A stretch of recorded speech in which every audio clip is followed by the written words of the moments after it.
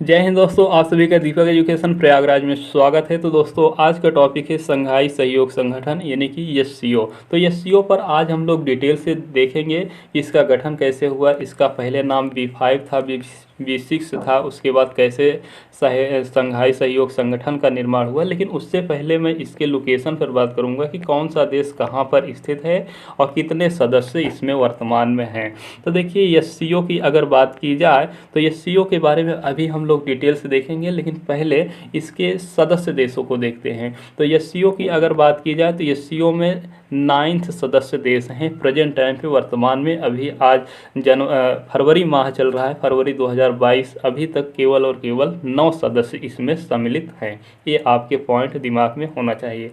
अब कौन कौन से देश हैं तो देखिए, सबसे पहला आता है चाइना, दूसरे नंबर पे आता है रसिया।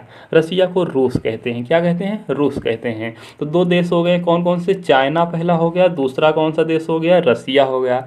अब 4 देश आते हैं मध्य एशिया से। तो मध्य एशिया वाला भाग देखेंगे तो आप ये वाला पूरा का पूरा मध्य एशिया इसे कहते हैं। मैंने आपको पहले भी बताया था कि जो एशिया महाद्वीप है इसे 4-5 भागों में बांटा गया है, जैसे पूर्वी एशिया, दक्षिण पूर्वी एशिया, दक्षिण एशिया, दक्षिण पश्चिम एशिया और मध्य एशिया। तो मैं आज बात कर रहा हूँ मध्य एशिया पे, ठीक है। तो मध्य एशिया के देशों की मैं बात करूं तो इसमें से मध्य एशिया में टोटल 5 देश हैं। टोटल 5 देश हैं, लेकिन इसमें से 4 देश इसमें एससीओ के क्या हैं? सदस्य हैं या संघाई सहयोग संगठन के सदस्य हैं। कौन कौन से हैं? तो पहला नंबर पे आता है कजाकिस्तान, दूसरे नंबर पे आता है उज्बेकिस्तान और तीसरे नंबर पे आता है किर्गिस्तान और चौथे नंबर पे आता है तजाकिस्तान। अब सम्मिलित कौन नहीं है, ये एग्जाम में पूछा जा सकता है कि कौन सा देश सम्मिलित नहीं है। तो कौन सा देश सम्मिलित नहीं है अगर ये पूछा जाए तो तुर्कमेनिस्तान सम्मिलित नहीं है। कौन सा? तुर्कमेनिस्तान इसमें इस संगठन में सम्मिलित नहीं है। बार बार एग्जाम में पूछता है कि कौन सा देश एससीओ या संघाई सहयोग संगठन का सदस्य देश नहीं है, तो तुर्कमेनिस्तान ऑप्शन में जरूर दिया रहता है और ये तुर्कमेनिस्तान आपका ऑप्शन सही होगा। यानी कि तुर्कमेनिस्तान जो मध्य एशिया का देश है वो एससीओ में यानी कि संघाई सहयोग संगठन में सम्मिलित नहीं है। तो देखिए, आपने देखा कि चाइना पहला नंबर पे, दूसरे नंबर पे रसिया और 4 देश मध्य एशिया के कौन कौन से? कजाकिस्तान, उज्बेकिस्तान और किर्गिस्तान और उसके बाद चौथे नंबर पे तजाकिस्तान। कौन सम्मिलित नहीं है? तो तुर्कमेनिस्तान सम्मिलित नहीं है। कौन सा? तुर्कमेनिस्तान सम्मिलित नहीं है। इसे आप लोग ध्यान दीजिएगा, ठीक है। तुर्कमेनिस्तान सम्मिलित इसमें नहीं है। किसमें? एससीओ में। एससीओ में तुर्कमेनिस्तान सम्मिलित नहीं है। उसके बाद आता है कौन सा? तो देखिए, ये एससीओ के गठन के समय थे, यानी 2001 के समय थे। उसके बाद क्या होता है कि 2017 आता है। 2017 में 19वां शिखर सम्मेलन होता है। उसमें भारत और पाकिस्तान को सम्मिलित किया जाता है। कौन कौन से देश? भारत और पाकिस्तान को सम्मिलित किया जाता है। किसमें? एससीओ सदस्य देश में। एससीओ सदस्य देश में। तो अब कितने देश हो गए? देखिए, पहले कौन कौन से थे? चाइना था, रसिया था, कजाकिस्तान था, उज्बेकिस्तान था, किर्गिस्तान था, उसके बाद तजाकिस्तान। 4 2 6 हो गए और 6 2 8 हो गए। भारत पाकिस्तान 8 हो गए। अब 9वां सदस्य 2021 का जो 21वां सम्मेलन हुआ था, संघाई सहयोग संगठन का 21वां जो सम्मेलन हुआ था, उसमें क्या होता है कि ईरान एक देश है। यहीं पर आप देखेंगे पाकिस्तान की सीमा लगाते हुए एक कौन सा? एक कैस्पियन सागर है, तो कैस्पियन सागर का सीमा लगाता हुआ ये देश है ईरान। कौन सा है? ईरान। ईरान का राजधानी क्या है? तेहरान। तो ईरान जो है ये 9वें सदस्य के रूप में एससीओ में सम्मिलित हुआ। तो आपको देश याद हो गए होंगे। चूंकि देश से प्रश्न पूछता है बार बार कौन सा देश सम्मिलित नहीं है, इसलिए मैंने इतना समय आपका लिया कि कौन कौन से देश सम्मिलित है। तो आपको याद हो गया होगा। पहले नंबर पे दो याद करना है। कौन कौन सा? चाइना और रसिया। कौन कौन सा? चाइना और रसिया याद करना है, 2 हो गए। 4 मध्य एशिया के याद करना है। कौन कौन सा? कजाकिस्तान, उज्बेकिस्तान और किर्गिस्तान और तजाकिस्तान। कितने? Kazakhstan, Uzbekistan, Kyrgyzstan, Tajikistan. 4 हो गए। 4 2 6 हो गए। उसके बाद 2 और भारत और पाकिस्तान। भारत और पाकिस्तान 2 ये। 4 2 6 2 8। देखिए, 2 ये हो गए चाइना रसिया और 4 मध्य एशिया के हो गए। 4 2 6 हो गए और 2 भारत और पाकिस्तान 8 हो गए।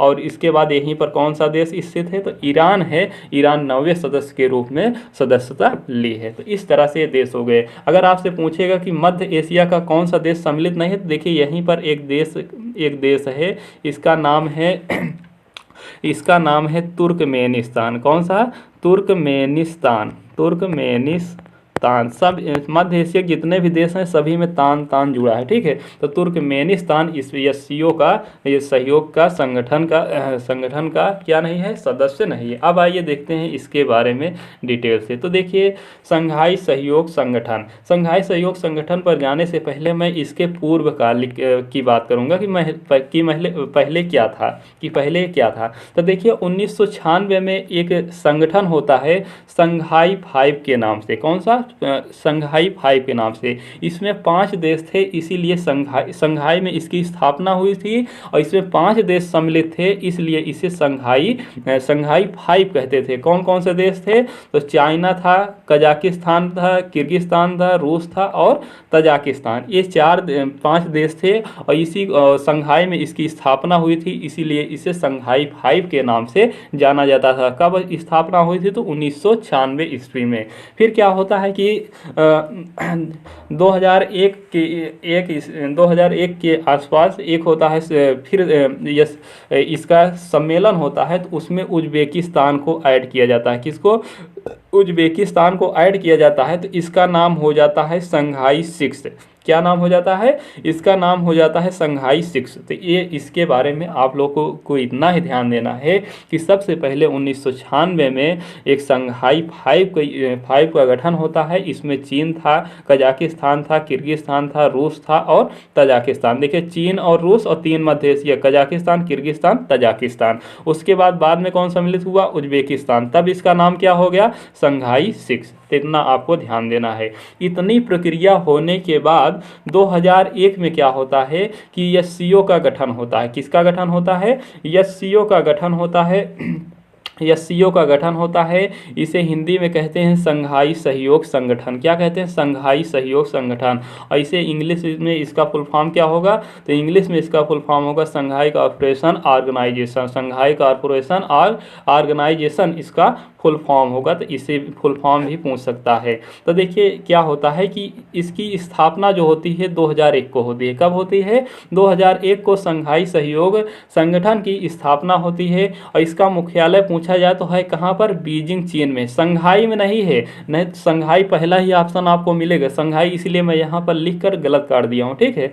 यहाँ पर मैंने इसीलिए लिख कर गलत काट दिया हूँ ताकि आपको कन्फ्यूजन ना हो। संघाई सहयोग संगठन है तो संघाई में इसका मुख्यालय नहीं है, बल्कि बीजिंग चाइना में है। कहाँ पर, बीजिंग संघाई भी चाइना में है, लेकिन इसका मुख्यालय जो है एससीओ का वो बीजिंग में है। कहाँ है, बीजिंग में। बीजिंग में है इसका मुख्यालय। चाइना की राजधानी है बीजिंग ना। तो यहीं पर किसका है, एससीओ का मुख्यालय है। तो स्थापना होती है 2001 में।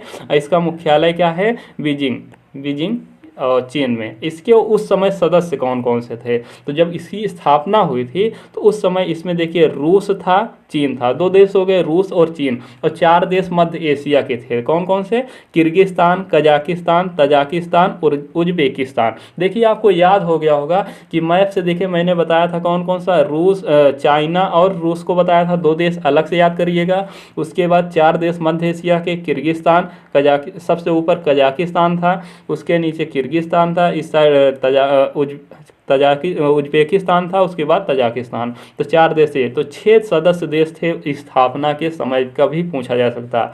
और यहाँ पर मैंने नोट करके लिख भी दिया हूँ कि तुर्कमेनिस्तान क्या है कि इसमें शामिल नहीं है। मतलब एससीओ में तुर्कमेनिस्तान शामिल नहीं है। संघाई सहयोग संगठन में तुर्कमेनिस्तान सदस्य नहीं है, ठीक है। उसके बाद क्या होता है, 2017 में होता है एक 19वां शिखर सम्मेलन होता है एससीओ का।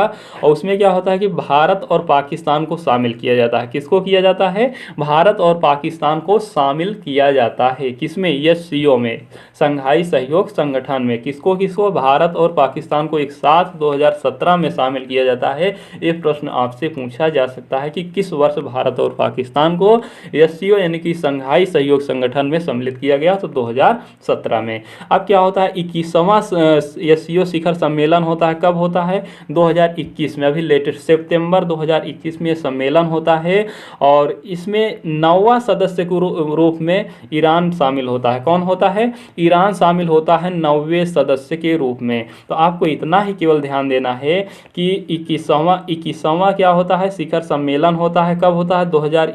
सितंबर 2021 में होता है। इसमें 9वां सदस्य के रूप में ईरान सम्मिलित होता है। तो इस तरह से कितने सदस्य हो गए? इस तरह से हो गए कितने? 9 सदस्य। पहले 6 सदस्य थे संघाई सहयोग संगठन के, उसके बाद 2017 में भारत पाकिस्तान शामिल होता है तो 8 हो जाते हैं। उसके बाद 2021 में 21वां SCO यानी कि संघाई सहयोग संगठन सम्मेलन होता है सितंबर 2019 में। इसमें 9वें सदस्य के रूप में ईरान सम्मिलित होता है।